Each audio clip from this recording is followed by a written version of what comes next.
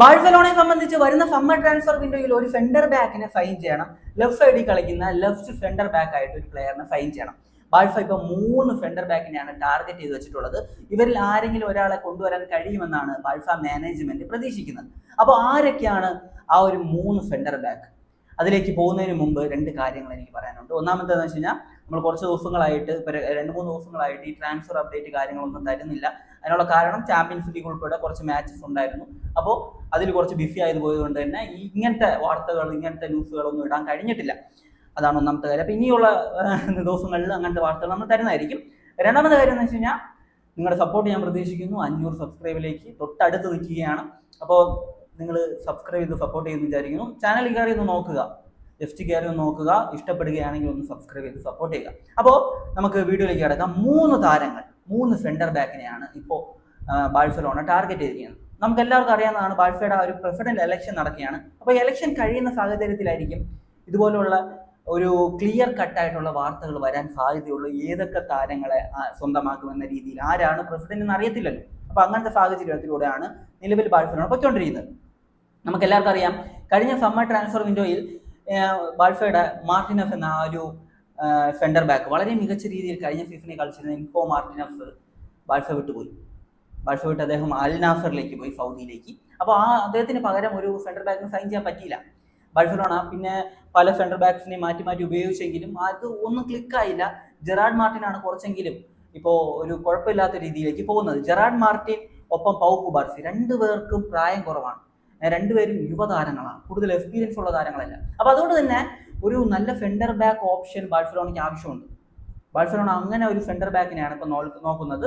അതായത് young centre back ആയിരിക്കണം, ലെഫ്റ്റിൽ കളിക്കാൻ പറ്റുന്ന പ്ലെയർ ആയിരിക്കണം, ഒപ്പം അത്യാവശ്യം എക്സ്പീരിയൻസും കാണണം എന്നതാണ് ബാഴ്സയുടെ ആ ഒരു 3 കണ്ടീഷൻ. അപ്പൊ ഈ 3 കണ്ടീഷനും സൂട്ടാകുന്ന 3 സെന്റർ ബാക്കിനെയാണ് ബാഴ്സ ഇപ്പോൾ നോക്കി വെച്ചിട്ടുള്ളത്. ഒന്നാമത്തത് അലജാൻഡ്രോ ബെസ്റ്റോണി. ഇത് കുറെ ദിവസമായിട്ട് ഈ ഒരു റൂമർ ഇങ്ങനെ പൊയ്ക്കൊണ്ടിരിക്കുകയാണ്. അപ്പോൾ അലജാൻഡ്രോ ബെസ്റ്റോണിയെ കുറിച്ച് പറയുമ്പോൾ, നിലവിൽ ഇറ്റാലിയൻ സൈഡ് ഇന്റർ മിലാന് വേണ്ടി കളിക്കുന്ന 26 വയസ്സ് മാത്രം പ്രായമുള്ള താരമാണ് ബെസ്റ്റോണി. സെന്റർ ബാക്ക് ആണ് അദ്ദേഹത്തിന് മെയിൻ പൊസിഷൻ എങ്കിലും അദ്ദേഹത്തിന് ആ ഒരു റൈറ്റ് ബാക്ക് പൊസിഷനിൽ കളിക്കാൻ കഴിയും എന്നതാണ്. താഴത്തെ എൻ്റെ മെയിൻ ക്വാളിറ്റി എന്ന് പറയുമ്പോൾ, നിങ്ങളെല്ലാവരും ഇന്ററിന്റെ മാച്ചസ് ഒക്കെ കാണുന്നവർക്കറിയാം, ബോൾ പ്ലേയിങ് സെന്റർ ബാക്ക് ആണ്. താരത്തിന്റെ പാസിംഗ് ആക്രോസി എന്ന് പറയുന്നത് 89.8%. 90%-ഓളം പാസിംഗ് ആക്യുറസി ഉള്ള ഒരു സെന്റർ ബാക്ക് ആണ്. നല്ല രീതിയിൽ ബോൾ പ്ലേ ചെയ്യുന്ന സെന്റർ ബാക്ക് ആണ്. ഒപ്പം 190 സെന്റിമീറ്റർ ഹൈറ്റ് ഉള്ള ഒരു പ്ലെയർ ആണ്. അതുകൊണ്ട് തന്നെ ഏരിയൽ ഡ്യുവൽസ് കാര്യങ്ങളിൽ താരം വളരെ മികച്ച രീതിയിൽ നിൽക്കുന്നത് ഞാൻ കണ്ടിട്ടുണ്ട് പല പ്രാവശ്യങ്ങളിൽ. താരത്തെ സംബന്ധിച്ച് 1-on-1 സിറ്റുവേഷനിലും അത്യാവശ്യം മികച്ച ഒരു പെർഫോമൻസ് നടത്താൻ പറ്റുന്ന ഒരു പ്ലെയർ ആണ്. ഈ സീസണിലേക്ക് വരുമ്പോൾ ഇതുവരെ താരം 38 മാച്ചസ് കളിച്ചിട്ടുണ്ട്, 3 ഗോളും നേടിയിട്ടുണ്ട്, 5 അസിസ്റ്റ് നൽകിയിട്ടുണ്ട് എന്നതാണ്. താരത്തിന്റെ ലോങ് ബോളുകൾ, അതുപോലെ തന്നെ ആ ഒരു സെറ്റ് പീസ് സിറ്റുവേഷനിൽ ഹെഡിങ് ഒക്കെ ചെയ്യാനുള്ള എബിലിറ്റി, ഇതൊക്കെ എക്സ്ട്രീം ലെവലിലുള്ള സാധനങ്ങളാണ്. പിന്നെ ഡെക്കോ, ബാഴ്സയുടെ നിലവിലെ സ്പോർട്ടിംഗ് ഡയറക്ടർ, അതായത് ഈ ഒരു ഇലക്ഷൻ കഴിയുന്ന സാഹചര്യത്തിൽ ലാപ്പോർട്ട തന്നെയാണ് ടീമിന്റെ പ്രസിഡന്റ് എങ്കിൽ ഡെക്കോ തന്നെയായിരിക്കും മാക്സിമം ആ ഒരു ബാഴ്സലോണയുടെ സ്പോർട്ടിംഗ് ഡയറക്ടർ. അപ്പോൾ ഡെക്കോ ഈ ഒരു ഇദ്ദേഹത്തിന്റെ ഏജന്റുമായിട്ട്, അലജാൻഡ്രോ ബെസ്റ്റോണിയുടെ ഏജന്റുമായിട്ട് സംസാരിച്ചിട്ടൊക്കെ ഉണ്ട്. അപ്പോൾ അതൊന്നും ഉള്ള ഫൈനൽ സ്റ്റേജിലേക്ക് എത്തിയിട്ടില്ല എന്നതാണ്. 2028 ജൂൺ വരെ താരത്തിന് നിലവിൽ ഇന്റർ മിലാനുമായിട്ട് കോൺട്രാക്ട് ഉണ്ട്. അപ്പോൾ ഇത്രയും ഒരു 2 സീസൺ കൂടി കോൺട്രാക്ട് ഉള്ള ഒരു പ്ലെയർ ആണ്. അപ്പോൾ താരത്തെ ടീമിലേക്ക് എത്തിക്കാൻ മിനിമം 70-80 മില്യൺ യൂറോസ് എങ്കിലും സ്പെൻഡ് ചെയ്യേണ്ടി വരും എന്നതാണ്. ബാഴ്സയുടെ ഫിനാൻഷ്യൽ സിറ്റുവേഷൻ വെച്ചിട്ട് ബാഴ്സയ്ക്ക് വേറെ പൊസിഷനിൽ പ്ലേയേഴ്സിന് ആവശ്യമാണ്. സെന്റർ ബാക്ക് മാത്രമല്ല, സെന്റർ ഫോർവേഡിലും പ്ലെയറിന് വേണം. അതുപോലെ മിഡ്ഫീൽഡിൽ, വിങ്ങിലൊക്കെ ബാഴ്സലോണയ്ക്ക് പ്ലേയേഴ്സിന്റെ ആവശ്യമുണ്ട്. വിങ് ബാക്ക് പൊസിഷനിലും പ്ലേയേഴ്സിന്റെ ഒക്കെ ആവശ്യമുണ്ട്. അപ്പൊ അങ്ങനത്തെ ഒരു സാഹചര്യത്തിലൂടെ ബാഴ്സ പോകുന്നതുകൊണ്ട് തന്നെ ഇത്രയും വലിയൊരു എമൗണ്ട് ബാഴ്സ സ്പെൻഡ് ചെയ്യുമോ എന്നത് ഒരു ക്വസ്റ്റ്യൻ മാർക്കാണ്. 70 മില്യണിന് താഴെ ഒരു അമൗണ്ടിന് ഒരിക്കലും ഇന്റർ താരത്തെ വിൽക്കത്തില്ല എന്നാണ് അറിയാൻ കഴിയുന്നത്. കാരണം ഇന്റർ മിലാന് താരത്തെ വിൽക്കാൻ ഒരു ഇഷ്ടവുമില്ല, താരത്തെ വിൽക്കാനുള്ള താല്പര്യം ഇന്റർ മിലാനില്ല. പക്ഷെ 70 മില്യൺ അതിന് മുകളിലോ ഒരു തുക കിട്ടിക്കഴിഞ്ഞാൽ താരത്തെ കൊടുക്കാനുള്ള സാധ്യതകളുണ്ട് എന്നതാണ് ഇപ്പോൾ പറയപ്പെടുന്നത്. അപ്പോൾ അലജാൻഡ്രോ ബെസ്റ്റോണി ഒരു നല്ല ഓപ്ഷനാണ് ബാഴ്സയെ സംബന്ധിച്ച്. അദ്ദേഹത്തിന്റെ സാലറി 5.5 മില്യൺ ആണ്. ഈ ഒരു സാലറി ഒരു 6 മില്യൺ വരെയൊക്കെ ബാഴ്സയ്ക്ക് ഈസി ആയിട്ട് കൊടുക്കാൻ കഴിയുമെന്നതാണ്. അപ്പോൾ ആനുവൽ സാലറിയാണ്. അപ്പോൾ അതുകൊണ്ട് തന്നെ ഈസി ആയിട്ട് ബാഴ്സയ്ക്ക് സാലറി കൊടുക്കാൻ പറ്റും. പക്ഷെ 70 മില്യൺ എന്ന് പറയുന്നത് അത് ഒരു ഇമ്പോസിബിൾ ആണ് എന്നാണ് എനിക്ക് തോന്നുന്നത്. പക്ഷേ അതിൽ താഴെ ഒരു എമൗണ്ടിൽ ഒരു നെഗോസിയേഷൻ ഒക്കെ നടത്തി കഴിഞ്ഞാൽ 60-50 മില്യൺ ഒക്കെ താഴത്തെ കിട്ടിയാലും അത്ഭുതപ്പെടാനൊന്നുമില്ല എന്നതാണ്. പിന്നെ ബെസ്റ്റോണിക്ക് ബാഴ്സയിൽ വരാൻ താല്പര്യം കൂടി വേണമല്ലോ. ബെസ്റ്റോണിയുടെ സ്റ്റാൻഡ് എന്താണെന്ന് വെച്ച് കഴിഞ്ഞാൽ ഇന്ററിൽ തുടരാൻ അദ്ദേഹത്തിന് ആഗ്രഹമുണ്ട്. 2030 വരെ കോൺട്രാക്ട് കൊടുക്കാൻ ഇന്റർ തയ്യാറുമാണ്. ഇങ്ങനത്തെ സാഹചര്യമാണ് അദ്ദേഹത്തിനുള്ളത്. സാധാരണ ഇറ്റാലിയൻ ഡിഫൻഡേഴ്സിനെ കുറിച്ചൊക്കെ നമുക്ക് അറിയാവുന്നതാണ്. ഇറ്റാലിയൻ പ്ലേയേഴ്സ് ഭൂരിഭാഗം പ്ലേയേഴ്സ് ഇറ്റലിയിൽ തന്നെ കളിക്കാറാണ് പതിവ്. ഇറ്റലി വിട്ട് വെളിയിൽ പോകാറില്ല, സാധാരണ അങ്ങനെയാണ്. അപ്പോൾ ഈ ഒരു ബെസ്റ്റോണിന്റെ കാര്യം നമുക്ക് പറയാൻ പറ്റത്തില്ല. അദ്ദേഹത്തെ സംബന്ധിച്ച് ഇപ്പോൾ അദ്ദേഹം കംഫർട്ട് സോണിലാണുള്ളത്. അദ്ദേഹം ബാഴ്സ പോലൊരു ടീമിലേക്ക് വന്നൊരു ചലഞ്ച് ഏറ്റെടുക്കുക എന്നത് നമ്മൾ കണ്ടറിയണം. ഇനി രണ്ടാമത്തെ പ്ലെയറിലേക്ക് വരാം. നിലവിൽ മാഞ്ചസ്റ്റർ സിറ്റിക്ക് വേണ്ടി കളിക്കുന്ന ക്രൊയേഷ്യൻ സെന്റർ ബാക്ക് 24-കാരൻ ജോസ്കോ ഗാഡിയോൾ. കിഡിലൻ പ്ലെയർ ആണ്, ഞാൻ പറയേണ്ടതില്ല, നിങ്ങൾക്കറിയാം. കഴിഞ്ഞ വേൾഡ് കപ്പ് മുതൽ ഞാൻ ഫോളോ ചെയ്യുന്ന പ്ലെയറാണ്. വേൾഡ് കപ്പിൽ എന്താണ് സംഭവിച്ചതെന്ന് എനിക്കറിയാം. എന്നാലും താരത്തിന്റെ ക്വാളിറ്റിയെ കുറിച്ച് ഒന്നും പറയാനില്ല. കഴിഞ്ഞ ചെൽസി മാച്ച് 2026 ഈ വർഷം ജനുവരിയിൽ നടന്ന ഒരു ചെൽസി മാച്ചിൽ താരത്തിന് ഒരു ഇഞ്ചുറി പറ്റിയിട്ടുണ്ട്. വലിയൊരു ഇഞ്ചുറിയാണ്. ഒരു പക്ഷേ വേൾഡ് കപ്പ് മിസ്സാകാനുള്ള സാധ്യതയുണ്ട്. അപ്പോൾ മെയ് അവസാന ആഴ്ചയിലാണ് താരം ആ ഒരു റിക്കവറി കഴിഞ്ഞ് വരിക എന്നാണ് അറിയാൻ കഴിയുന്നത്. മെയ് 25 ആകുമ്പോൾ താരം കളത്തിലേക്ക് വരും എന്നാണ് അറിയാൻ കഴിയുന്നത്. അതിനുശേഷം വേൾഡ് കപ്പിന് കൂടുതൽ ദിവസമില്ല. അപ്പോൾ അതുകൊണ്ട് തന്നെ വേൾഡ് കപ്പ് കളിക്കാനുള്ള സാധ്യതകൾ നമുക്ക് ഇപ്പോൾ നിലവിലെ സാഹചര്യത്തിൽ കുറവാണ് എന്നതാണ്. ഈ സീസൺ 23 മാച്ചസ് കളിച്ച് 2 ഗോളും 4 അസിസ്റ്റും താരം പ്രൊവൈഡ് ചെയ്തിട്ടുണ്ട്. താരത്തെ കുറിച്ച് പറയുമ്പോൾ താരം ലെഫ്റ്റ് ബാക്ക് ആയിട്ടും അതുപോലെ തന്നെ സെന്റർ ബാക്ക് ആയിട്ടൊക്കെ താരത്തിന് കളിക്കാൻ പറ്റും. അത്യാവശ്യം ക്വാളിറ്റി ഉള്ള ഒരു ടോപ്പ് ലെവൽ സെന്റർ ബാക്ക് ആണ് താരം. അതിലൊരു സംശയമില്ല. ബോൾ പ്ലേയിങ് ഏരിയലിന്റെ കാര്യത്തിലേക്ക് വരുമ്പോൾ 186 സെന്റിമീറ്റർ ഹൈറ്റ് ഉണ്ട്. 24 വയസ്സേ ഉള്ളൂ. അത്യാവശ്യം എക്സ്പീരിയൻസ്ഡും ആണ്. അതുകൊണ്ട് തന്നെ ബാഴ്സയെ സംബന്ധിച്ച് നല്ലൊരു ഓപ്ഷൻ ആണ് താരം. 2030 വരെ താരത്തിന് നിലവിൽ 2028 ജൂൺ വരെയാണ് കോൺട്രാക്ട് ഉള്ളത്. 2030 വരെ ഉള്ള ഒരു കോൺട്രാക്ട് കൊടുക്കാനും മാഞ്ചസ്റ്റർ സിറ്റി തയ്യാറാണ്. മാഞ്ചസ്റ്റർ സിറ്റിയിൽ തുടരാനും താരത്തിന് താല്പര്യമുണ്ട്. എന്നാൽ മാഞ്ചസ്റ്റർ സിറ്റി താരത്തെ വിൽക്കണമെങ്കിൽ കുറഞ്ഞത് 100 മില്യൺ യൂറോസ് എങ്കിലും ലഭിക്കണം. ഈ ഒരു ലിസ്റ്റിൽ ഞാൻ ഈ ഒരു വീഡിയോയിൽ പറയുന്ന 3 പേരിൽ ഏറ്റവും കുറവ് സാധ്യതയുള്ളത് ജോസ്കോ ഗാഡിയോളിനാണ്. കാരണം 100 മില്യൺ ഒന്നും പറ്റത്തില്ല, ഇമ്പോസിബിൾ ആണ്. അത് മാത്രമല്ല 12.5 മില്യൺ ആണ് താരത്തിന്റെ ഒരു വർഷത്തെ നിലവിലെ സാലറി. ഈ ഒരു സാലറി ഒന്നും ബാഴ്സയെ സംബന്ധിച്ച് കൂട്ടിയാൽ കൂടൂല എന്നതാണ് നിലവിലെ ഫിനാൻഷ്യൽ സിറ്റുവേഷൻ വെച്ചിട്ട്. പിന്നെ അടുത്ത് ഇനി വരുന്ന ആളുകൾ എന്തെങ്കിലും ഇൻവെസ്റ്റ്മെന്റ് കാര്യങ്ങളൊക്കെ കൊണ്ടുവന്നു കഴിഞ്ഞാലേ പറയാൻ പറ്റത്തുള്ളൂ എന്താകും സിറ്റുവേഷൻ എന്നത്. നിലവിലെ സാഹചര്യം ഇങ്ങനെയാണ്. അപ്പോൾ 100 മില്യൺ കൊടുത്ത് താരത്തെ എത്തിക്കാനൊന്നും കഴിയത്തില്ല. താരത്തെ കുറിച്ച് അറിയാലോ, ഗ്രൗണ്ട് വെൽഫ് ആണ് ഏറ്റവും മെയിൻ.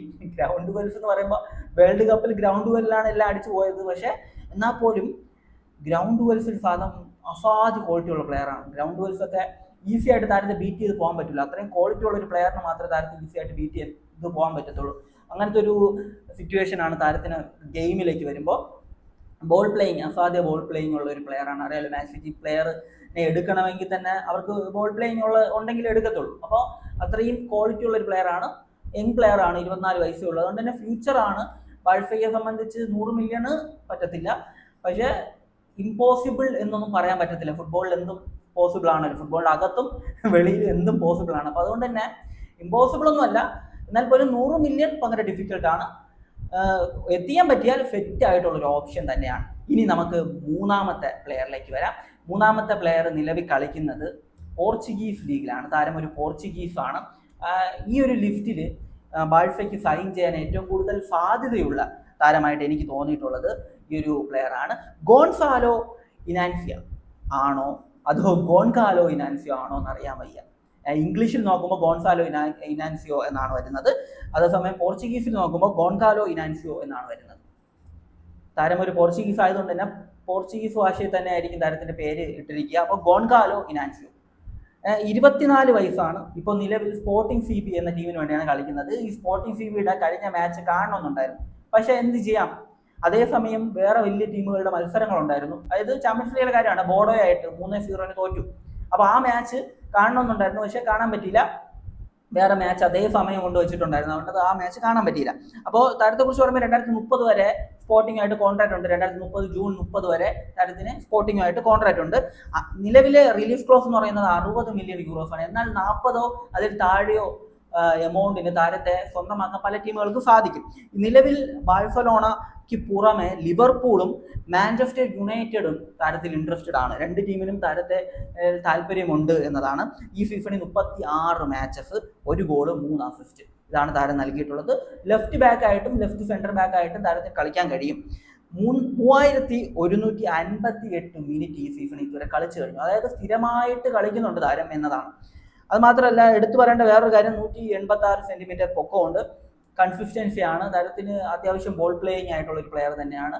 ഏരിയലിന്റെ കാര്യത്തിലും സ്പീഡിന്റെ കാര്യത്തിലൊക്കെ അത്യാവശ്യം നന്നായിട്ടൊരു കളിക്കാൻ പറ്റുന്ന ഒരു പ്ലെയറാണ്. ഏറ്റവും എടുത്തു പറയേണ്ട കാര്യം എന്താണ്? കൺസിസ്റ്റൻസി. താരത്തിന്റെ സ്റ്റാറ്റ്സ് എടുത്ത് നോക്കിയപ്പോൾ ഞാൻ ആ റേറ്റിംഗും കാര്യങ്ങളൊക്കെ എടുത്ത് നോക്കുന്ന സമയത്ത് ഇപ്പൊ ചില പ്ലേയേഴ്സ് ഉണ്ട്, ചില മാച്ചിൽ 9ഉം 10ഉം റേറ്റിംഗ് വാങ്ങും, എന്നാൽ ബാക്കി മിക്ക മാച്ചിലും 6ഉം 5ഉം ഒക്കെ ആയിരിക്കും റേറ്റിംഗ്. പക്ഷെ ഈ പ്ലെയർ അങ്ങനെയല്ല. ഈ പ്ലെയറിന് മിക്ക മാച്ചിലും 90% മാച്ചിൽ 7ന് മുകളിൽ റേറ്റിംഗ് ഉണ്ട്, 7 to 8 റേറ്റിംഗ് ഉണ്ട്. വളരെ മികച്ച രീതിയിൽ കളിക്കാൻ പറ്റുന്ന ഒരു പ്ലെയറാണ്. ഈ ബോർഡോയ്ക്കെതിരെയുള്ള മാച്ച് ഞാൻ കാണാൻ പറ്റിയില്ല എനിക്ക്. ആ മാച്ച് ഞാൻ ഹൈലൈറ്റും ആദ്യം കണ്ടു, അതിനുശേഷം ആ ഒരു ഫുൾ മാച്ചിന്റെ ഒരു പ്രിവ്യൂ ഞാൻ കണ്ടായിരുന്നു. അത് കണ്ട സമയത്ത് എനിക്ക് തോന്നിയിട്ടുള്ളൊരു കാര്യം, ആ മാച്ചിൽ സ്പോർട്ടിങ്ങിന്റെ നിരയിൽ ഏറ്റവും നന്നായിട്ട് കളിച്ചത് ഈ പ്ലെയറാണ്, സെൻറ്റർ ബാക്ക്. വേറെ മൊത്ത ടീമിൽ സ്പോർട്ടിങ്ങിന് വേണ്ടി ഏറ്റവും നന്നായിട്ട് കളിച്ചത് ഈ ഒരു പ്ലെയറാണ് എന്നാണ് എനിക്ക് തോന്നിയിട്ടുണ്ടായിരുന്നത്. ഗോൺകാലോ ഇനാൻസിയോ അത്യാവശ്യം നല്ല ക്വാളിറ്റി ഉള്ള പ്ലെയറാണ്. 24 വയസ്സാണ്. ഈ ഒരു ലിസ്റ്റിൽ ബാഴ്സയ്ക്ക് ഈസി ആയിട്ട് കൊണ്ടുവരാൻ പറ്റുന്ന ഒരു പ്ലെയർ എന്ന് എനിക്ക് തോന്നുന്നത് ഈ ഒരു പ്ലെയറാണ്. 40-50 മില്യൺ കൊടുത്തു കഴിഞ്ഞാൽ എത്തിക്കാൻ പറ്റും. 40-50 മില്യൺ വരെ ബാഴ്സയെ സംബന്ധിച്ച് ഒരു റിസ്ക് ആയിട്ടുള്ള ഒരു കാര്യമാണ്, അത്രയും മില്യൺ എമൗണ്ട് സ്പെൻഡ് ചെയ്യുക എന്ന് പറയുന്നത്. പക്ഷെ കൊണ്ടുവരാൻ കഴിഞ്ഞു കഴിഞ്ഞാൽ അത്യാവശ്യം പൊളിക്കുമെന്ന് തന്നെയാണ് എനിക്ക് തോന്നുന്നത്. അടുത്ത വേൾഡ് കപ്പ് താരം കളിക്കാനുള്ള സാധ്യതകളും കാണുന്നുണ്ട്. വേൾഡ് കപ്പ് സ്ക്വാഡിൽ എങ്ങനെയെങ്കിലൊക്കെ ഇടം പിടിക്കാനുള്ള സാധ്യതകളും നമുക്കൊരിക്കലും തള്ളിക്കളയാൻ കഴിയത്തില്ല. നിലവിൽ പോർച്ചുഗീസ് ലീഗ് കളിക്കുകയാണെങ്കിലും വളരെ മികച്ച രീതിയിൽ തന്നെയാണ് താരം കളിച്ചുകൊണ്ടിരിക്കുന്നത്. താരത്തിനെ സംബന്ധിച്ച് ഏറ്റവും എടുത്തു പറയേണ്ടത് കൺസിസ്റ്റൻസിയാണ്. പിന്നെ അത്യാവശ്യം ബോൾ പ്ലേയിങ് ആണ്. അതുപോലെ തന്നെ എടുത്തു പറയേണ്ട കാര്യമാണ് ഏരിയയിലും അതുപോലെ തന്നെ സ്പീഡൊക്കെ അത്യാവശ്യം ഉള്ള ഒരു പ്ലെയർ ആണ് എന്നതാണ്. അപ്പോൾ ഈ ഒരു 3 പ്ലെയറാണ് നിലവിൽ ബാഴ്സലോണ സെൻറ്റർ ബാക്ക് പൊസിഷനിൽ നിലവിൽ ബാഴ്സലോണ ടാർഗറ്റ് ചെയ്ത് വെച്ചിട്ടുള്ളത്. അപ്പോൾ ഇതിൽ ആരെങ്കിലും സൈൻ ചെയ്യാൻ പറ്റുമോ എന്ന് ചോദിച്ചു കഴിഞ്ഞാൽ, ഫിനാൻഷ്യൽ കണ്ടീഷൻ വെച്ചിട്ട് ആദ്യത്തെ 2 പ്ലെയറിനെ കൊണ്ടുവരിക എന്ന് പറയുന്നത് അത്ര ഈസി ആയിരിക്കത്തില്ല ബാഴ്സയെ സംബന്ധിച്ച്. പക്ഷേ മൂന്നാമത്തെ പ്ലെയറിന് ഈസി ആയിട്ട് ഈസി എന്ന് ഞാൻ പറയത്തില്ല, എന്നാൽ പോലും മറ്റ് 2 പ്ലെയറിനെ അപേക്ഷിക്കുമ്പോൾ മൂന്നാമത്തെ പ്ലെയർ കുറച്ചുകൂടി സ്റ്റേബിൾ ആയിട്ട് കൊണ്ടുവരാൻ പറ്റുന്ന ഒരു പ്ലെയർ ആണ് എന്നതാണ്. പിന്നെ കോമ്പറ്റീഷനും ഉണ്ട്, അറിയാലോ, ലിവർപൂളും മാഞ്ചസ്റ്റർ യുണൈറ്റഡിന്റെ ഭാഗത്തു നിന്നൊക്കെ കോമ്പറ്റീഷൻ ഉണ്ട്. അപ്പോൾ അതൊക്കെ തരണം ചെയ്ത് ബാഴ്സയിലേക്ക് താരം വരണം. താരത്തിന് ഇൻട്രസ്റ്റഡ് ആണെങ്കിൽ താരത്തിന് ഈസി ആയിട്ട് ബാഴ്സയിലേക്ക് എത്താൻ പറ്റും. അപ്പോൾ 2030 വരെ കോൺട്രാക്റ്റും ഉണ്ട്, അതായത് ഇനിയും ഒരു 4 സീസൺ കോൺട്രാക്റ്റ് ഉള്ള ഒരു പ്ലെയർ ആണ്. അതുകൊണ്ട് തന്നെ അത്ര ഈസി ആയിരിക്കത്തില്ല. അത് മാത്രമല്ല സ്പോർട്ടിങ് താരത്തെ റിലീസ് ചെയ്യുമോ എന്നത് ഒരു സംശയമാണ്. സ്പോർട്ടിങ്ങിനെ സംബന്ധിച്ച് നിലവിൽ അവരുടെ മെയിൻ ഒരു പ്ലെയർ ആണ്. അപ്പോൾ ആ ഒരു പ്ലെയറെ റിലീസ് ചെയ്യുമോ എന്നത് വലിയൊരു ക്വസ്റ്റ്യൻ മാർക്കാണ് എന്നതാണ്. അപ്പോൾ നിങ്ങളുടെ ഒപ്പീനിയൻ, ഈ ഒരു 3 ട്രാൻസ്ഫറിനെ കുറിച്ചുള്ള നിങ്ങളുടെ ഒപ്പീനിയൻ എന്താണെന്ന് വെച്ച് കഴിഞ്ഞാൽ കമന്റ് ബിലോ. മറ്റൊരു വീഡിയോ കാണുന്നതായിരിക്കും. ബൈ ബൈ വിത്ത് ഫുഡേൽ.